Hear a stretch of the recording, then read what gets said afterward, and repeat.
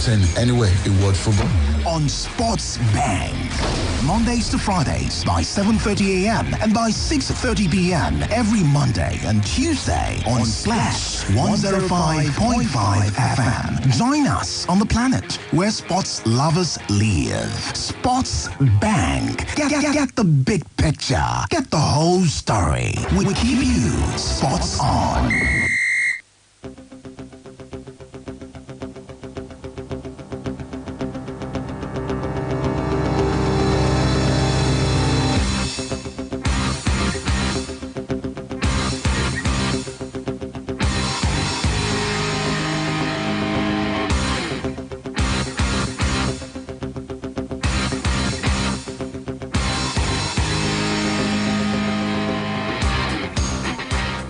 Okay, allow me to begin by asking you, how was the weekend? Well, that's for those who lost, whose teams lost over the course of the weekend. A new season, and it feels like same problem for some teams. While some others will find out what their fate would be later tonight. Well, of all of the things that happened over the course of the weekend, for Manchester United and Chelsea losing their second game in the Premier League, in the second match rather, for United, both teams are losing their first game really, but they were playing the second game in the Premier League this season, to Barcelona securing their first league win, and Harry Kane scoring on his debut, City getting a victory over Newcastle, 1-0 it ended for Manchester City. And of course, in the Italian Serie A, we had Juventus, Inter Milan, Napoli, all of them making a winning start to this season in the Italian Serie A. All of those things, my highlight of the weekend was the 2023 FIFA Women's World Cup, which came to an end, to a crescendo, and had a new winner, being, enshrined into the history right there for the FIFA Women's World Cup, the Spanish women's national team, definitely inspiring more girls right there in Spain to dream ahead. Just go ahead and dare to do it, whatever it is, for all of the things that happened to them, even before the start of the World Cup. That definitely was the highlight of my weekend. That's how I welcome you to Sports Bang this lovely Monday evening right here on your integrity dial, Splash 105.5 FM. And of course, we're happy to get going, and I'm happy also to be your companion as you drive back home from what I believe must have been a great day at work, except of course you're a fan of Manchester United or a fan of Chelsea. Welcome to Sports Bank. This is the voice of Blessing Fowowe on the show this evening. Lots and lots for us to talk about. We look back into what happened at the FIFA Women's World Cup. There are some of the fallout of the victory for Spain from yesterday. And of course, we'll be talking a lot about what's going on outside the shores of, outside of international football to, club football in England. A Monday night football game, Arsenal against Crystal Palace today. And of course, the World Athletics Championships going on right there in Budapest, Hungary. And Nigeria will be in action later. Two Nigerians actually will be in action later today. And I'll tell you about what they're doing and what you should look out for. Okay, let's start this with the FIFA Women's World Cup. A World Cup of first. Actually, we had 32 teams taking part for the first time in the history of the competition.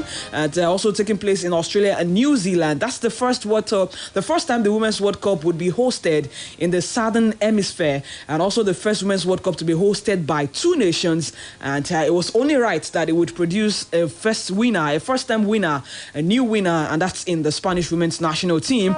And of course, backlash has been coming for the Federation President Rubiales, Luis Rubiales, that's his name. And what did he do? Well, he kissed Jennifer Hermoso after Spain's World Cup win. And of course, that didn't go that well with many people, not just on social media, but also in Spain as well.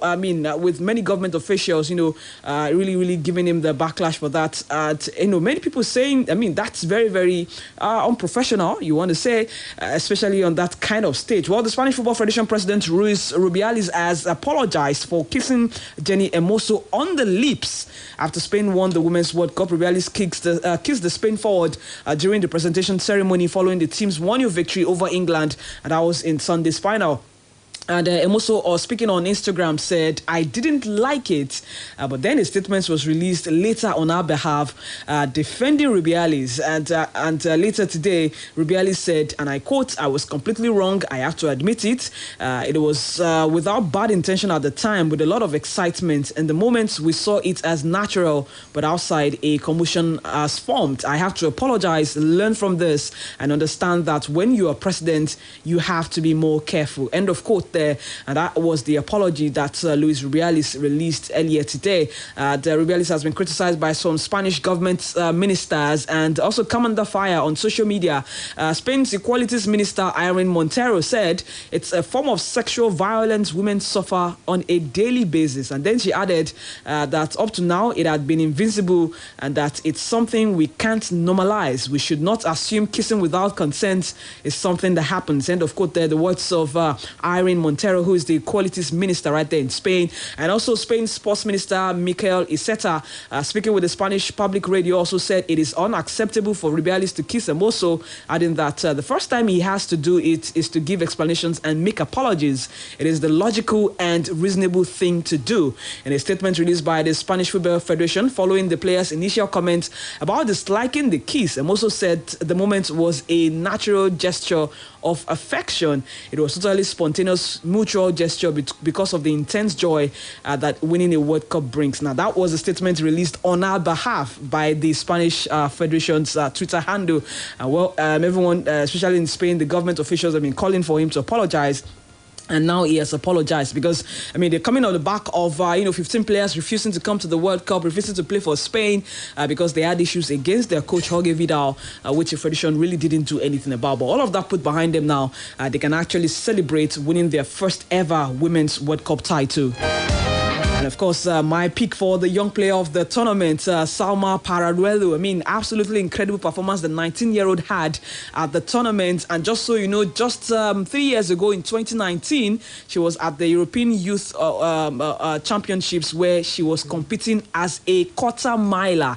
And that's in athletics. And look at that switch. Within the space of, 3 years, she's won the under 17 Women's World Cup, under 20 Women's World Cup, won under 17 European Championship, Women's European Championship, and now she's added the FIFA Women's World Cup and the best young player in the tournament to our trophy kitty.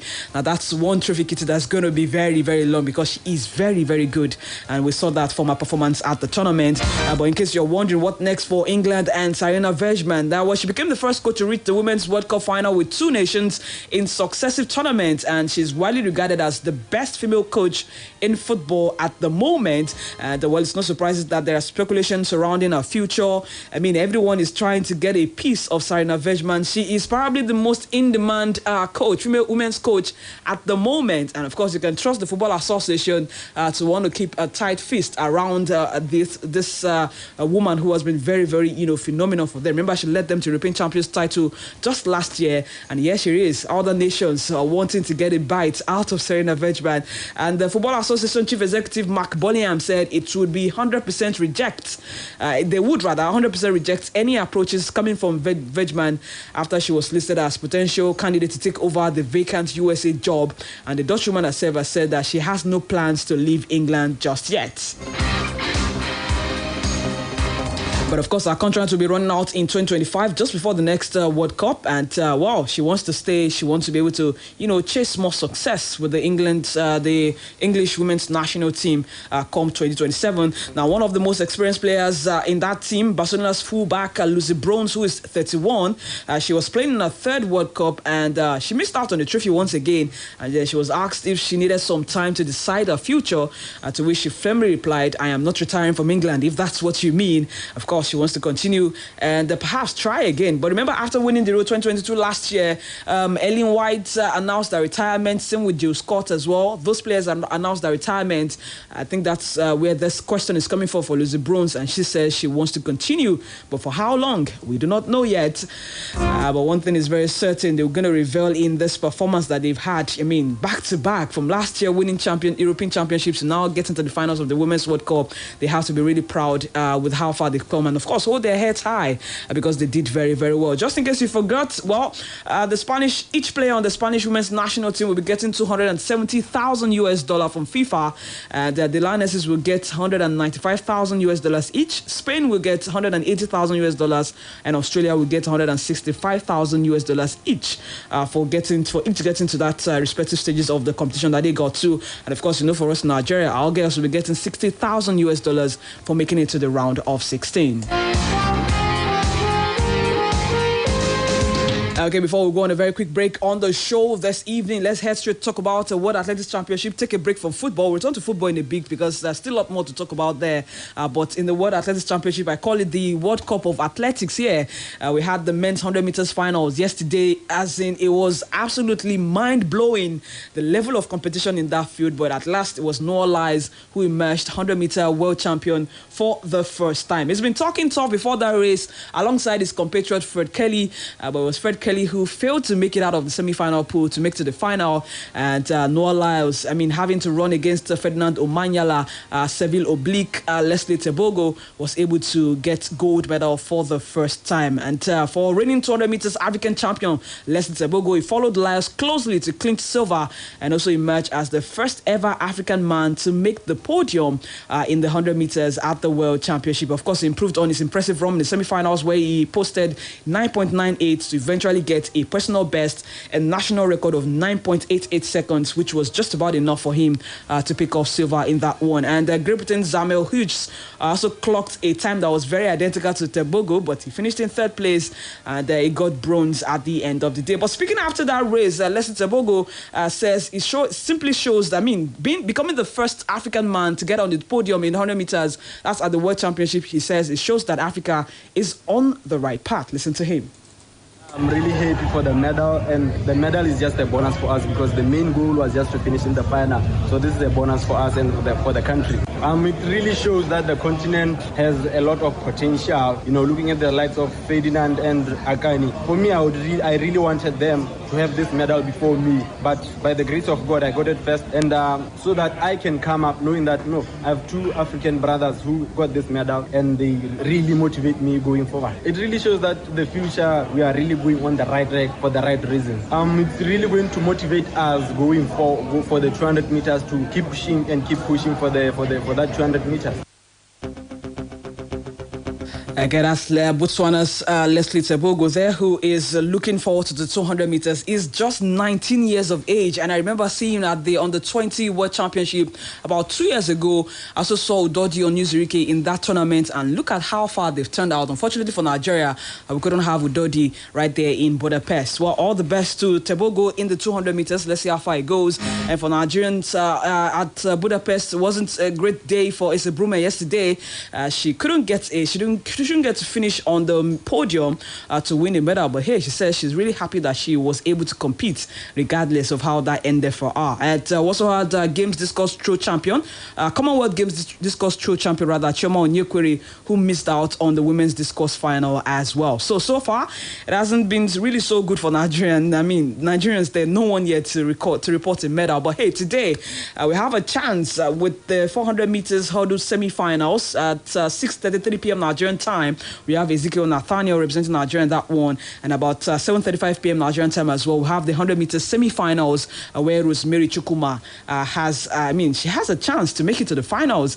But guess what? She's in lane 8. It's 1 alongside Shelly Ann Fraser-Price. Now that should be some challenge, but I do believe that she's up to that. All the best to her later today. Sherika Jackson, Shakari Richardson, and Mary Josie Talu are in heat 2.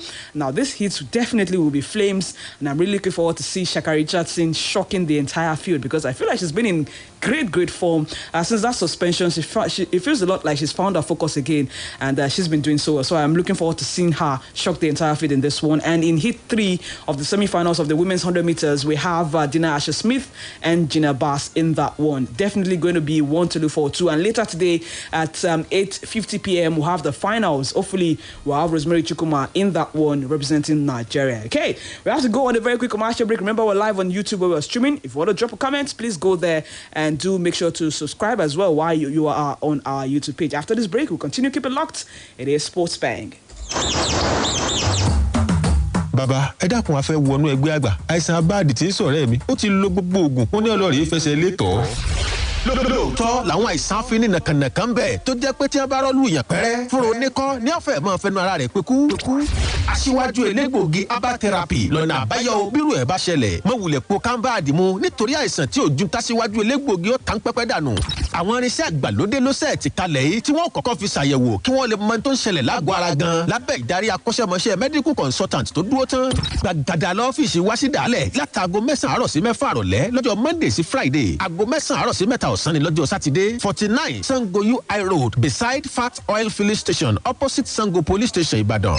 0802-223-3370 0802-223-3370.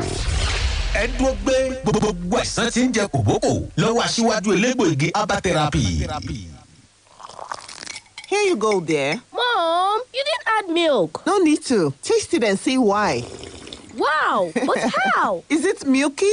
Very. Is it creamy? Yes. That's Milo 3-in-1 milky and creamy for you. It's so milky. I don't need to add more milk. I love it, Mommy. Give your kids the new Milo 3-in-1, milky and creamy. It's truly milky. It contains calcium to help your champ win every day. Milo, energy to go further. Milo!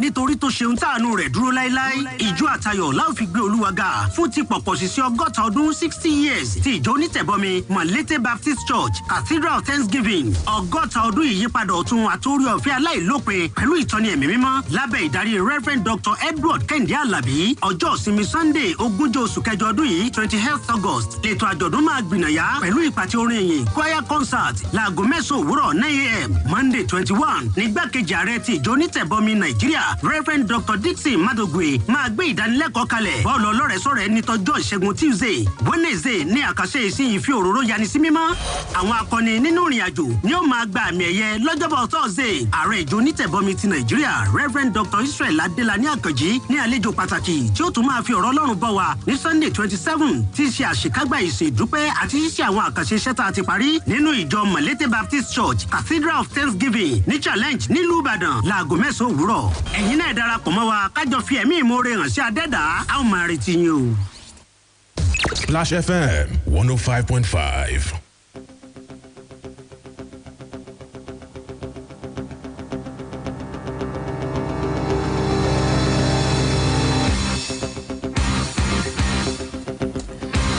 Okay, Glasgow is still there with us right here on Sports Bang on Splash 105.5 FM. The second half of the show for today, the 21st in the month of August 2023.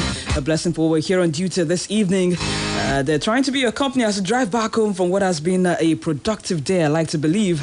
Okay, let's get back into football. And there is an update on Mason Greenwood. Manchester United have confirmed that Greenwood will leave the club by mutual agreement after a 6-month internal investigation into his conduct. Remember, he was arrested in January 2022 following allegations surrounding material which was published online. Now, charges against the 21-year-old England international, including attempted rape and assault, were dropped on the 2nd of February 2023. And the United, earlier in the statement today, said that all those involved, including Mason, recognized the difficulties with him recommencing his career at Manchester United. It has therefore been mutually agreed that it would be most appropriate for him to do so away from Old Trafford, and we will now work with Mason to achieve that outcome. Now, based on the evidence available to us, we have concluded that the material posted online did not provide a full picture that Mason did not commit the offences in respect of which he was originally charged. That said, Mason publicly acknowledges today he has made mistakes which he is taking responsibility for. Well, Greenwood also released a statement where he accepted that he made mistakes, taking his own part, a share of the responsibility, but he's maintaining that he did not do any of the things that he was accused of. But then the big question is, what next for him? What next for Manchester United? For United, perhaps it means that they have to get back into the transfer market. Of course, they're still actively in the market, trying to get players to, boost their team, to shore up some places there. But perhaps they'll be looking, for a Greenwood replacement at this point now, for another forward who will come in to take Mason Greenwood's position in the team. And for Mason Greenwood, what are the chances that is going to get a team in England. I mean, a top team for that matter, not just any team. And, would he rather move out of England to restart his career? That's a big question there going on. But, of course, all of this have been coming after, protests from people who are within the club who actually do not want him back. And now United definitely have been forced to make a statement, make a decision, which is to get to, of course, part ways amicably with Mason Greenwood. That's the update there around Mason Greenwood's situation. Okay, Monday night football games we have today in the Premier League and in La Liga as well. But first off, remember we had a prediction on Saturday where we asked you to predict Manchester City and Newcastle, also predict Tottenham and Manchester United. And of course, the condition was that you needed to get just one of those predictions right. I mean, predict those games, but just get one right. And we have a winner. Miracle Asuko is the person's name. I don't know if it's a lady or a man. Anyway, Miracle Asuko, congratulations to you. You are a winner. You predicted 1-1 for Spurs and Man U, and City to win 1-0. So City winning 1-0 against Newcastle actually has gotten you this one. So yes, congratulations to you. Please reach out to me on social media, Facebook or Twitter or Instagram, and so you can drop your details, and of course we can discuss further how you get your winning. So congratulations to Miracle Asuko. Please keep notes. There'll be more predictions to come this season, of course. Lots and lots more games, big games to come, and of course we'll talk about that one. And the Monday night football in the Premier League, Arsenal against Crystal Palace, another London derby here. Of course, Arsenal will now have Uriah Timber, who has suffered, ruptured his ACL. Zinchenko is also not sure yet. Is recovering from a calf injury. And for Crystal Palace, Mark Guay is available despite limping off in that win against Sheffield. And Michael Olise remains out with a hamstring problem, rather. And who knows how Crystal Palace will line up for this one. And Mikel Arteta has been praising Bukayo Saka, talking about how he sets goals for himself, always wanting to do well. But hey, this is the BBC Premier League update. BBC Premier League update from the home of Premier League football. Hello, I'm Adam Samuel at the BBC Sport Centre. Aston Villa bounced back from their heavy defeat to Newcastle on match day 1 to thrash Everton 4-0 at Villa Park. Villa boss Unai Emery was pleased with his side's reaction, but says they still have a ways to go. The Premier League is the best and the first competition for us.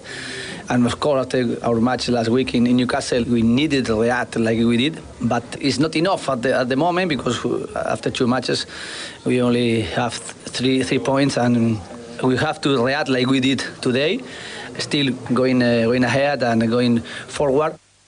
Villa captain John McGinn says that the manner of their win was particularly welcome because of a tough start to the season, which has been blighted by serious injuries to midfielder Emi Buendia and defender Tyrone Mings. Relief as well. I think it's been a really turbulent week for us. We lose Emi to a potentially season-ending injury, but then lose Tyrone to the same one, so it has been tough. It's hard for us in there to pick ourselves up from that, seeing your mates go through that. I watched my brother do it. I've been fortunate enough, touch wood, not to experience it, but it's the worst injury you can have as a footballer, so we've had to adapt. Players have had to come in and step up, and today, after last week, we had to step up, and they have. On the final day of match day 2, Crystal Palace welcome Arsenal to Selhurst Park later on Monday. And ahead of that game, Gunners boss Mikel Arteta praised the England winger Bukayo Saka and says he expects him to get even better as the year progresses. I think he keeps growing year by year, and you set new targets, new demands. He sets himself new targets, new demands, and he seems to complete those. He's extremely hungry and willing to learn, to improve, and become the player that decides game every 3 days. And for more football news from the BBC, go to bbc.com/football. BBC Premier League update from the home of Premier League football.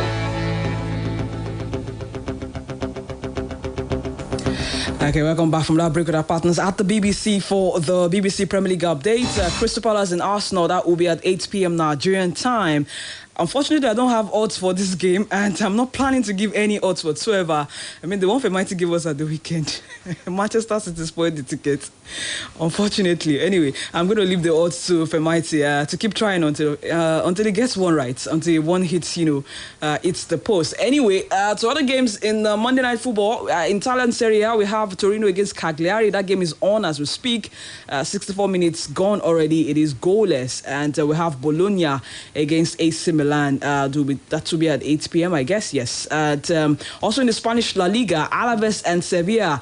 Just first half gone already, and guess what? It is 2-2.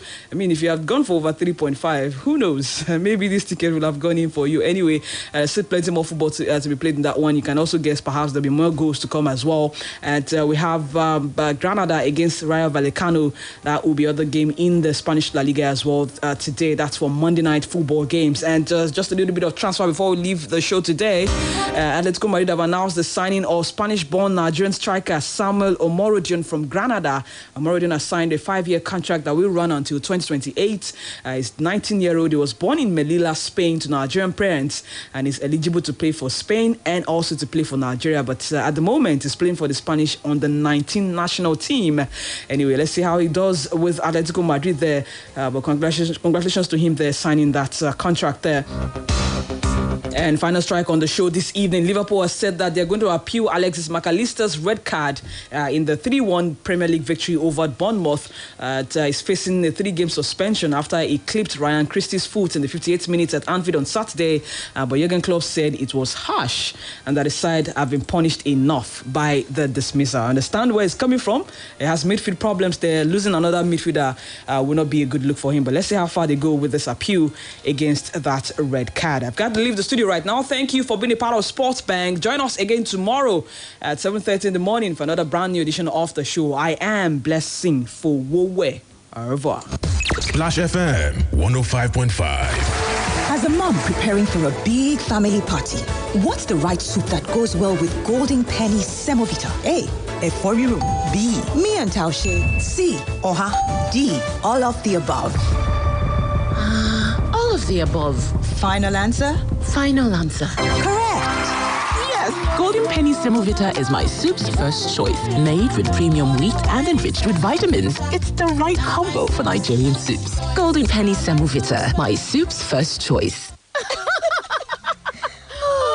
Ó ṣeun ọ̀rẹ́ mi, ó kú ìtọ́jú mi, mo sùn dáadáa, gbogbo ara mi ló jí pépé. Ìrọ̀rí tí mo gbórí lé, àfi bí ìgbà tí mo bá wà lórí afẹ́fẹ́.